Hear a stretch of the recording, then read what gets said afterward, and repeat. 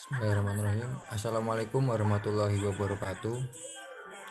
Selamat siang, salam sejahtera bagi kita semua. Bersyukur kehadirat Allah Subhanahu wa Ta'ala yang telah melimpahkan nikmatnya pada kita sehingga pada siang hari ini kami bisa mempresentasikan secara online atau secara virtual. Yang terhormat Ibu Zamrud Mirah Delima, SEMSI selaku dosen mata kuliah Sistem Pengendalian Manajemen. Saya sebagai moderator akan membantu jalannya presentasi dengan sesi yang pertama yaitu sesi pengenalan anggota dan yang kedua yaitu presentasi tersendiri. Langsung ke pengenalan anggota.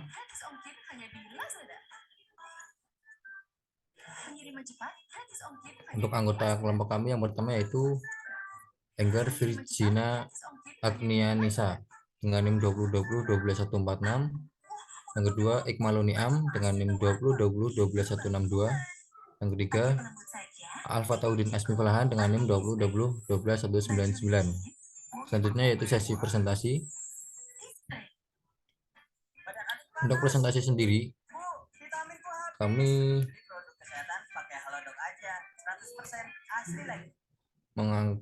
membawa bab pengendalian pada organisasi multinasional. Yang pertama yaitu pertimbangan budaya dalam pengendalian manajemen di MNC.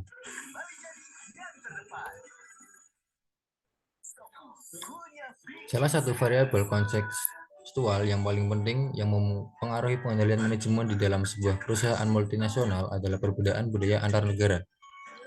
Menurut definisinya, sebuah organisasi multinasional akan beroperasi di banyak negara dan harus siap menghadapi perbedaan budaya seiring dengan koordinasi dan pengendalian yang dilakukan oleh kantor pusat terhadap anak-anak perusahaannya. Menurut Hofstede, budaya dapat berbeda-beda dan ada 4 dimensi. Untuk dimensi yang pertama yaitu jangkauan kekuasaan merujuk kepada sejauh mana kekuasaan didistribusikan dan dipusatkan secara tidak seimbang. Sebagai contoh, dengan jangkauan kekuasaan yang tinggi yaitu ada Filipina, Venezuela, dan Meksiko. Dan untuk jangkauan kekuasaan yang rendah ada Israel, Denmark, dan Austria. Untuk dimensi selanjutnya yaitu individualisme atau kolektivisme merujuk kepada sejauh mana seseorang mendefinisikan dirinya sendiri sebagai seorang individu atau sebagai bagian dari kelompok yang lebih besar. Contoh dari individu tinggi yaitu ada Amerika Serikat dan Inggris dan beberapa negara lainnya. Dan untuk kolektivitas tinggi ada Saudi Arabia, Peru, dan negara lainnya. Dimensi yang ketiga yaitu menghindari ketidakpastian merujuk sampai sejauh mana seseorang akan merasa terancam oleh situasi yang tidak menentu. Di mana budaya penghindaran ketidakpastian tinggi termasuk Jepang, Portugal, dan Yunani. Sedangkan untuk ketidakpastian yang rendah ada Singapura, Hong Kong, dan Denmark. Untuk dimensi yang terakhir yaitu maskulinitas atau feminitas merujuk kepada sampai sejauh apakah pengaruh yang dimiliki oleh salah satu dari kedua nilai dominan tersebut berupaya penekanan, ketegasan, dan materialisme atau maskulin versus perhatian pada orang lain dan kualitas hidup atau feminim. Contoh dari budaya maskulin ada dari Austria, Swiss, dan Italia. Sedangkan untuk feminim ada dari Swedia, Norwegia, Belanda, dan Denmark. Dari dulu kita terus berjuang, terus bersama OBH Golkar. Karena hidup harus terus berjalan ke depan, meski ada rintangan. Selanjutnya adalah harga transfer. Pertimbangan yang perlu diperhatikan dalam penetapan harga transfer untuk perusahaan multinasional. Yang pertama ada perbajakan.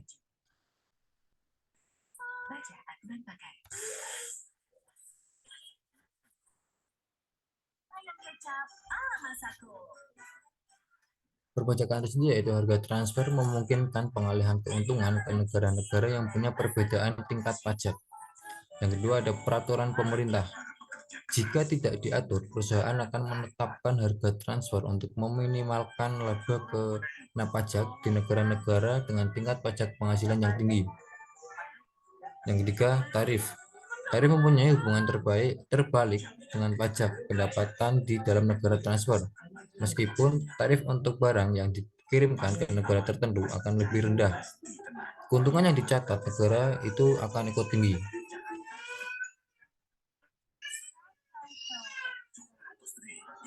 Yang keempat ada pengendalian devisa.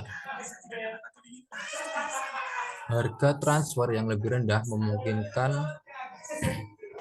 memungkinkan anak perusahaan untuk memasukkan komoditas tersebut dalam jumlah yang lebih besar.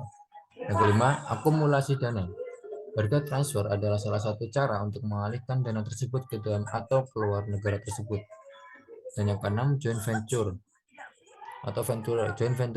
yaitu kesulitan penetapan harga transfer akan bertambah. Bila perusahaan dua negara yang bekerja sama menetapkan harga transfer yang berbeda atau lebih tinggi atau lebih rendah, berakibat terhadap laba yang akan diperoleh.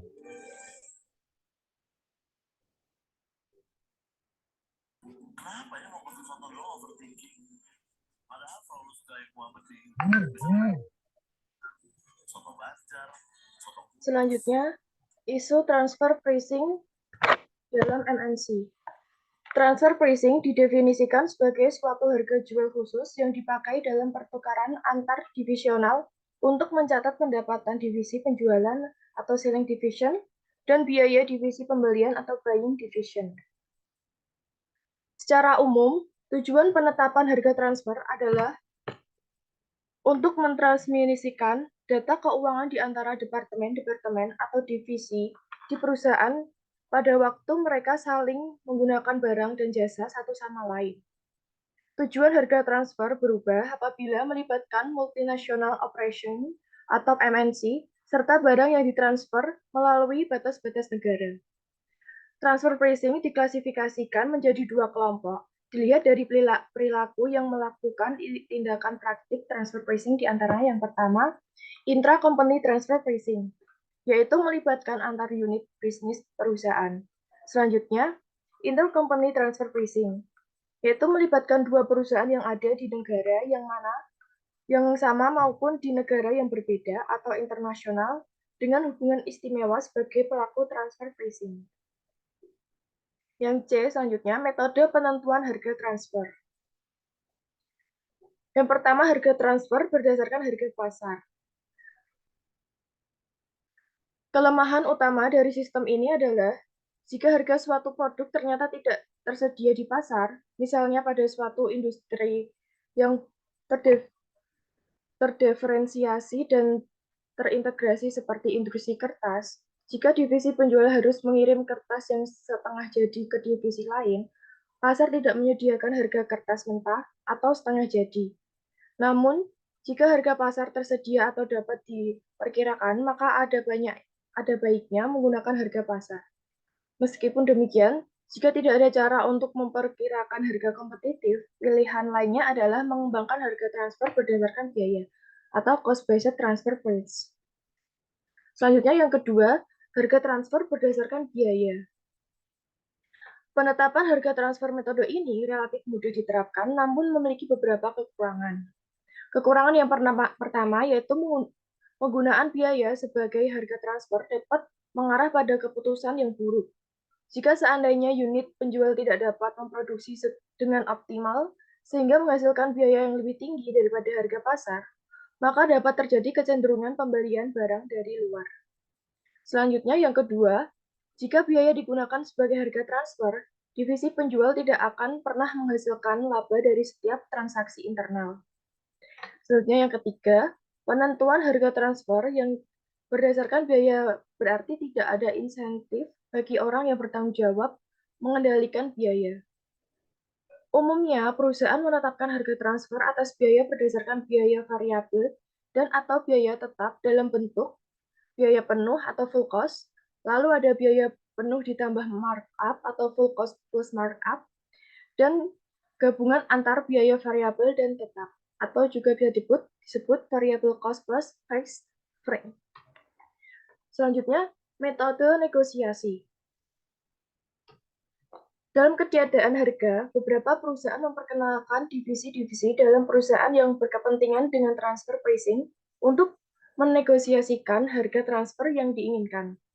Harga transfer negosiasi mencerminkan perspektif kontrolabilitas yang inherent dalam pusat-pusat pertanggungjawaban. Karena setiap divisi yang berkepentingan tersebut pada akhirnya yang akan bertanggung jawab atas harga transfer yang dinegosiasikan. Selanjutnya akan dilanjutkan sama rekan saya.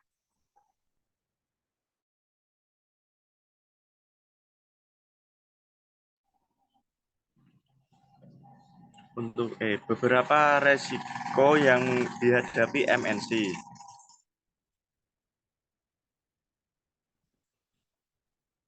Yang pertama ada eksposur nilai tukar.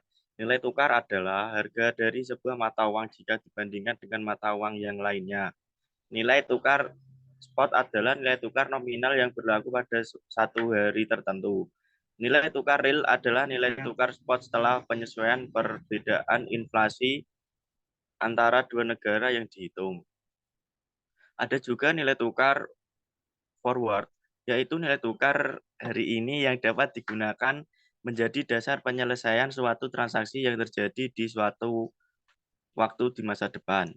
Yang kedua ada eksposur translasi. Eksposur translasi atas nilai tukar adalah eksposur dari neraca dan laporan laba rugi perusahaan multinasional terhadap perubahan yang terjadi di dalam nilai tukar nominal. Hal ini dikarenakan adanya fakta bahwa perusahaan multinasional harus mengkonsolidasikan pembukaan mereka dalam satu mata uang, meskipun arus kas mereka didenominasi dalam banyak mata uang.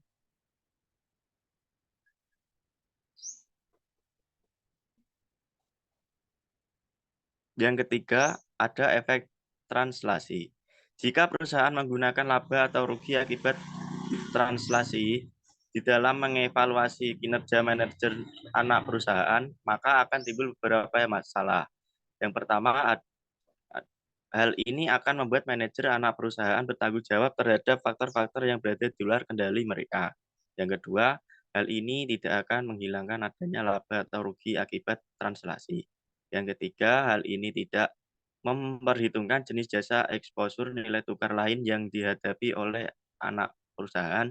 Yang terakhir, hal ini akan menghancurkan kinerja manajer dan anak perusahaan. Laba dan rugi akibat translasi yang ditimbulkan dari konversi neraca dan laporan laba rugi anak perusahaan di luar negeri ke-60 dalam unit moneter dari induk perusahaan tidak seharusnya mempengaruhi evaluasi kinerja dari manajer anak perusahaan.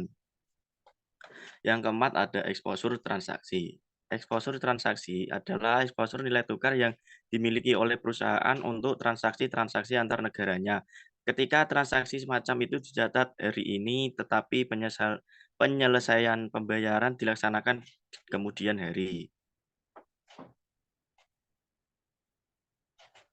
Yang kelima ada efek transaksi. Pendekatan mendasar dalam menangani eksposur transaksi adalah dengan menggunakan strategi lindung nilai mata uang asing yang tepat. Lindung nilai hedging atau hedging adalah transaksi-transaksi yang dapat menurunkan kemungkinan resiko yang berhubungan dengan arus kas di masa depan. Ada beberapa alasan transaksi lindung nilai paling baik dilakukan di induk perusahaan. Pertama, di banyak perusahaan multinasional terdapat utang dan piutang di berbagai bagian dari keseluruhan perusahaan yang tentu saja dapat melakukan lindung nilai satu sama lain. Jika informasi atas semua transaksi semacam itu dikumpulkan dan ditangani melalui satu lokasi pemutusan. Hal ini akan mengurangi biaya transaksi yang berhubungan dengan lindung nilai.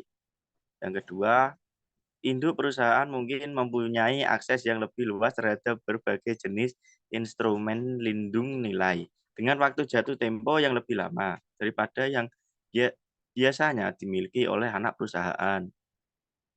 Ketiga, Tidak ada alasan untuk menduga bahwa manajer dari anak perusahaan dapat meramatkan nilai tukar secara lebih baik daripada bendahara korporat. Bahkan induk perusahaan mungkin tidak menginginkan para manajer melakukan lindung nilai.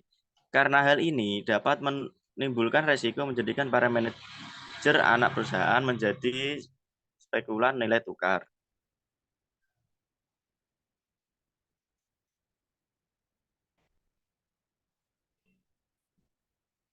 Yang keenam, ada eksposur ekonomi. Eksposur ekonomi merupakan suatu hal yang tepat bagi sistem pengendalian untuk mengevaluasi manajer anak perusahaan atas keputusan-keputusan yang seharusnya memungkinkan anak perusahaan merespon perubahan yang terjadi pada nilai tukar real.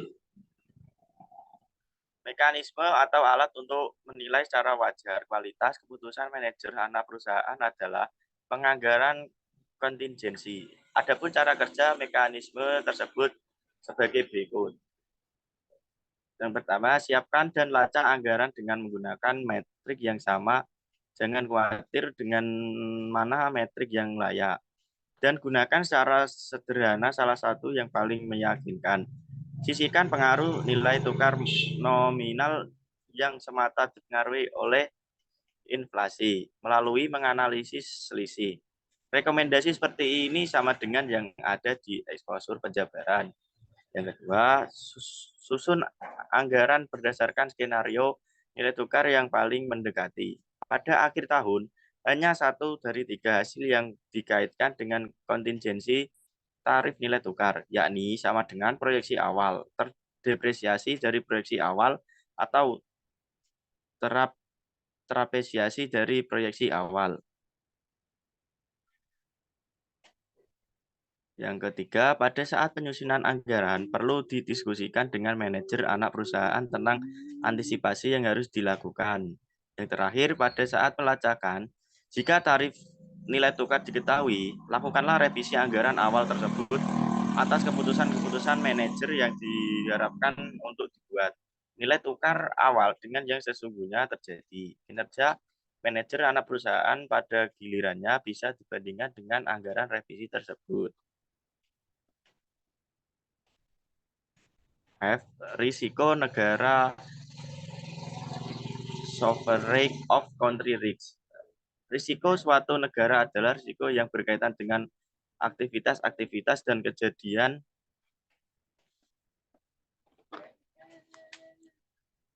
yang terjadi di negara lain di mana perusahaan domestik mempunyai beberapa kontrak bisnis.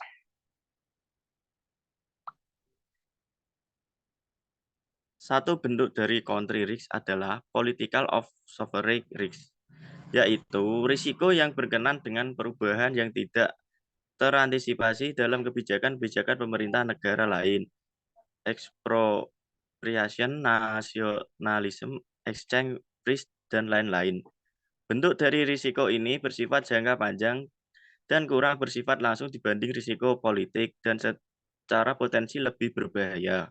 Risiko sosial atau kultural berkembang menjadi risiko-risiko politik pada saat fondasi groundswell populernya cukup untuk membangkitkan kekuatan politik yang sebelumnya penggerakan ke arah tersebut secara esensial bersifat impotent economic risk adalah lebih dari sekedar risk politik, adalah suatu perubahan dalam kebijakan pemerintah yang dihasilkan dari analisis ekonomi, dari cost dan benefits, suatu perubahan daripada dihasilkan dari filosofis atau nasionalistik ideal. Selanjutnya saya kembalikan ke moderator. Terima kasih kepada Saudari Enggar dan Saudara Ikmalun yang sudah memaparkan materi.